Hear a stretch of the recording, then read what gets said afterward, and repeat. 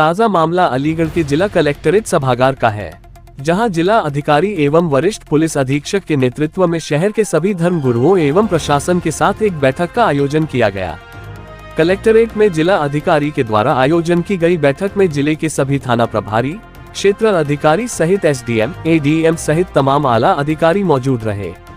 जिलाधिकारी ने आगामी आने वाले ईद के त्योहारों को लेकर सभी धर्मगुरुओं के साथ मंत्रणा की व धर्मगुरुओं से अपील करते हुए कहा कि यदि आपके क्षेत्र में किसी भी तरह की अफवाह या अन्य कारणों से कानून व्यवस्था का उल्लंघन होता है तो तुरंत ही शासन एवं प्रशासन को अवगत कराएं। इसी बीच आगामी नगर निकाय चुनाव को लेकर जिलाधिकारी ने शांति ढंग से चुनाव संपन्न कराने की बात कही। आइए देखते हैं हमारे अलीगढ़ सिटी संवाददाता आमिर खान की ये रिपोर्ट। धन्यवाद।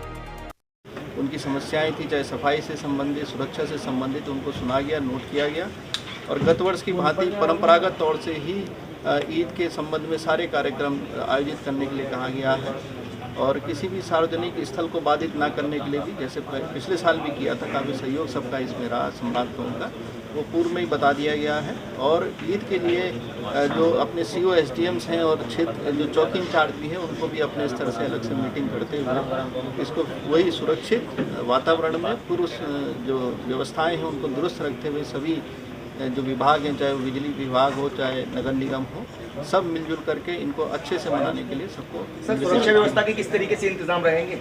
ईद के लिए देखिए हम लोग के बहुत ही व्यापक प्रोग्राम होते हैं इनफैक्ट, और ईदगाह मस्जिद इन पर तो ड्यूटी लगती है। इससे पहले जब ईदी खरीदने के लिए मार्केट में भीड़ होती है वहाँ भी हम लोग की ड्यूटीज़ लगती हैं। और इसके जो CAPF है ये भी हमको मिलती है अलीगढ़ जनपद में और PAC भी मिलती है। तो इन सभी के साथ साथ क्लस्टर मोबाइल भी हम लोग बनाते हैं ताकि मोबिलिटी भी पुलिस की अच्छी रहे। ड्रोन्स वगैरह का प्रयोग भी किया जाता है ताकि कोई भी खुरापाती तत्व इसमें कोई भी विघ्न बाधा उत्पन्न ना करे। इन सभी सुरक्षा व्यवस्थाओं के साथ अपने LIU को अलर्ट रखते हुए हम लोग एक सुरक्षित वातावरण में हर वर्ष इसको संपन्न कराते हैं। तो नगर निगम के चुनाव आने वाले हैं, उसे किस तरीके से? निकाय चुनाव के देखिए जो अम्बेडकर जयंती कल मनाई जानी है और हमारा नगर निगम और नगर पालिका तथा नगर पंचायतों का द्वितीय चरण का चुनाव अलीगढ़ में संपादित होना है। इन दोनों बातों के मद्देनज़र यहाँ पर राजनीतिक दलों के लोगों से और ईद के दृष्टिगत जो हमारे विभिन्न धर्मानुयायी हैं उनके साथ यहाँ पर संवाद किया गया है। बाबा साहब अम्बेडकर की जयंती और ईद के पर्व के अवसर पर जो व्यवस्थाएं साफ़ सफाई, पेयजल इत्यादि की और प्रशासनिक तथा पुलिस इंतजामात किए जाने होते हैं, उसके मद्देनज़र लोगों का फीडबैक प्राप्त किया गया है और उस हिसाब से आगे कार्रवाई करने के लिए संबंधितों को निर्देशित किया गया है। जो त्यौहार को शांतिपूर्वक मनाए जाने हेतु आवश्यक उपाय किए जाने हैं और जो निर्देश दिए जाने थे वो हमारे द्वारा सभी धर्मानुयायियों को दिए गए हैं और मैं आशा करता हूं कि जिस तरीके से पूर्व में निष्पक्ष और शांतिपूर्वक इस प्रकार के आयोजन संपन्न होते रहे, उसी प्रकार से हमारी ये बाबा साहब अम्बेडकर की जयंती और ईद का पर्व सकुशल संपन्न होगा। दूसरी एक महत्वपूर्ण बैठक राजनीतिक दलों के लोगों के साथ की गई थी जो स्थानीय निकाय के चुनाव की दृष्टिगत है। उसके मुतालिक उनको जो प्रारंभिक सूचनाएं थी वो बताई गई हैं। निर्वाचन का जो कार्यक्रम है उसके बारे में जानकारी दी गई है। जो डूज एंड डोंट्स हैं उनको क्या कार्रवाई करनी है, क्या कार्रवाई नहीं करनी है, इसके बारे में उनको अवगत कराया गया है। साथ ही मॉडल कोड ऑफ कंडक्ट प्रभावी है और उसके मद्देनज़र उनको क्या सतर्कता बरतनी है ये बताया गया है और उसके परिणाम बताए गए हैं कि अगर उसका उल्लंघन करते हैं तो क्या हो सकता है। एक निर्वाचक होने के नाते आपको अपने मताधिकार के साथ साथ आप उम्मीदवार की हैसियत से खड़े हो सकते हैं, तो उसके लिए क्या अर्हताएं हैं इस पर प्रकाश डाला गया है।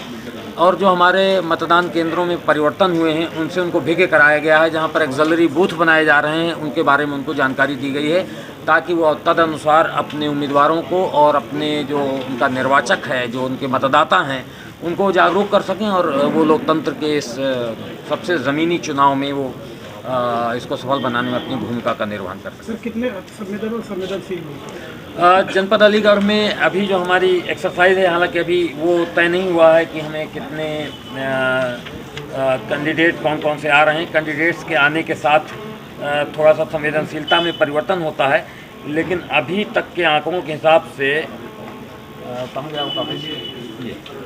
संवेदनशील मतदान केंद्र हैं वो 309 हैं सभी पूरे जनपद के लिए और जो बूथ हैं वो 1063 हैं। और इसको अति संवेदनशील कैटेगरी में अगर करते हैं तो केंद्र 102 और बूथ 386 हैं, और एक तीसरी कैटेगरी है अति संवेदनशील प्लस।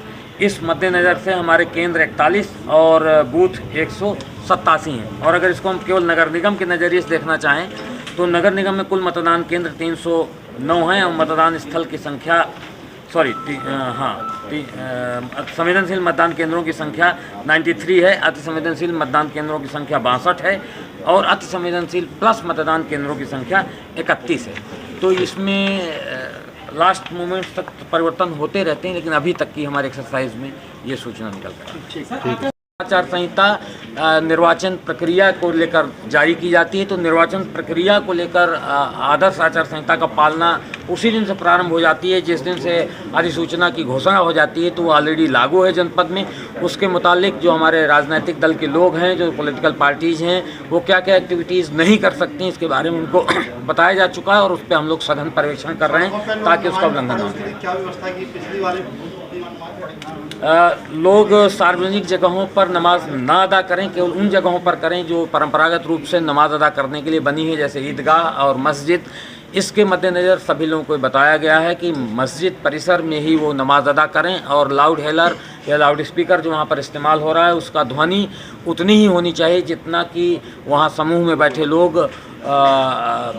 नमाज अदा करने के लिए सुन सकते हैं, उससे ज़्यादा उसका वॉल्यूम नहीं होना चाहिए। तो इसको पुनः अच्छे से सभी लोगों को बताया जा चुका है और जिन लोगों की स्पेसिफिक क्वेरीज थी उनका भी समाधान किया जा चुका है। पुलिस और प्रशासनिक अधिकारी पूर्व की भांति आगे भी इसको सुनिश्चित करा लेंगे।